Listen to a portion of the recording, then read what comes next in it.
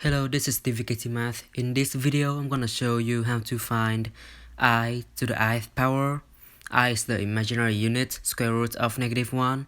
And I'm gonna show you that I to the ith power is a real number, even though I is an imaginary number.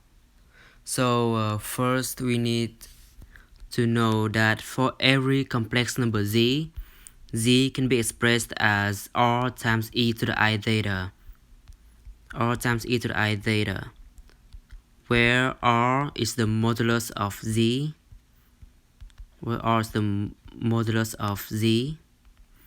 and theta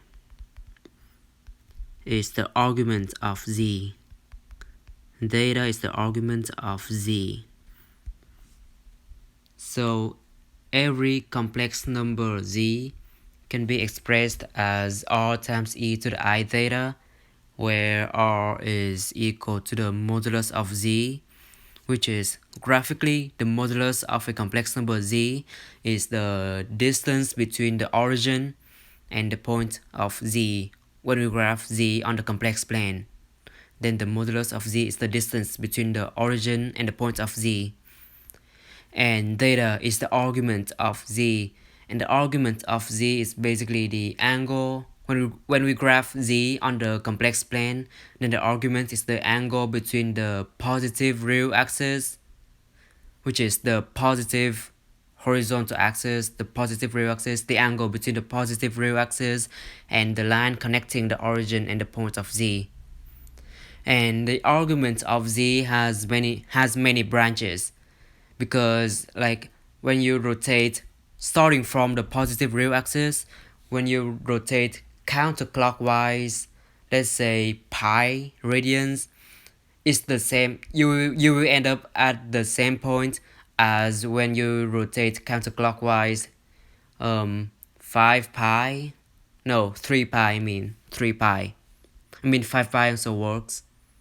Like it's just the period of the trigonometric functions. Like when you think of the unit circles, counterclockwise rotation by pi radians, it will end up at the same point as when you rotate counterclockwise by 3 pi radians, 5 pi radians, 7 pi radians, and so on.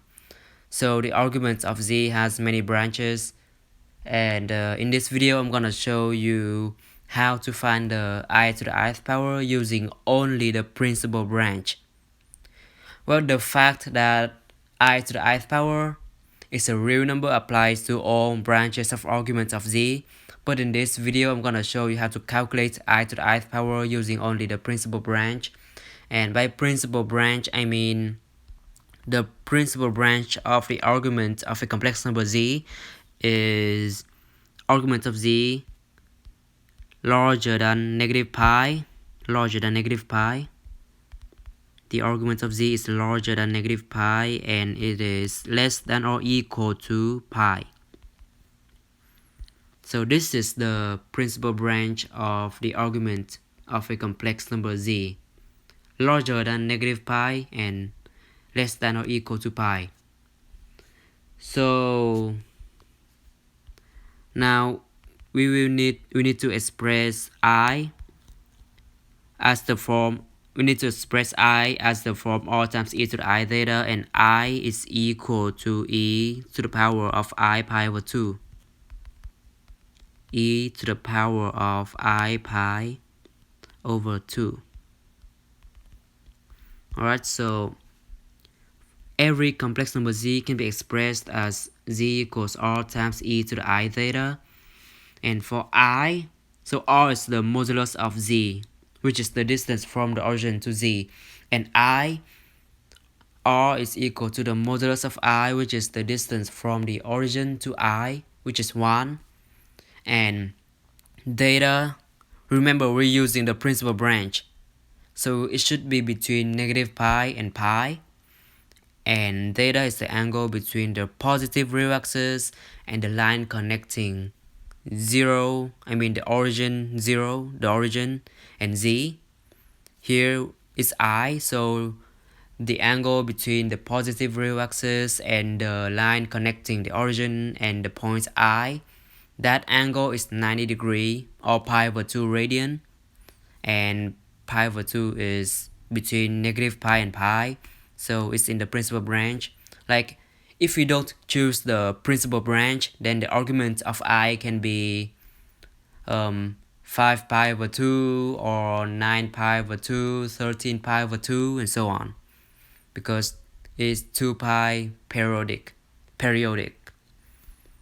So I is equal to e to the I pi over 2, and I to the ith power is, so I to the ith power is equal to this whole thing, e to the power of I pi over 2, this whole thing,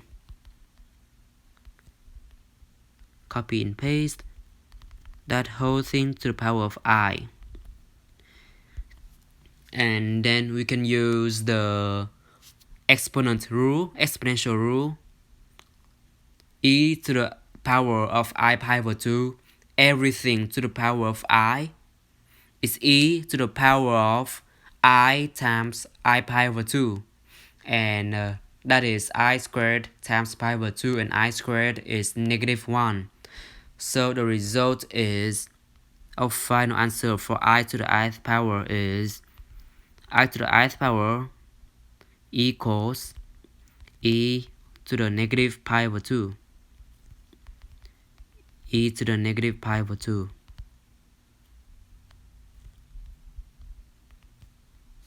Alright, so this is the result of I to the ith power.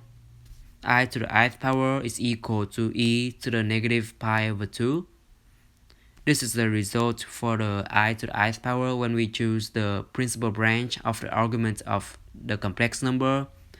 But if we choose the other branches, then the angle between the positive real axis and the line connecting 0 and I, it can be 5 pi over 2 or 9 pi over 2 or 13 pi over 2, and the angle for I to the ith power will, the result for the value of I to the ith power will be different, but the number I to the ith power will always be a real number.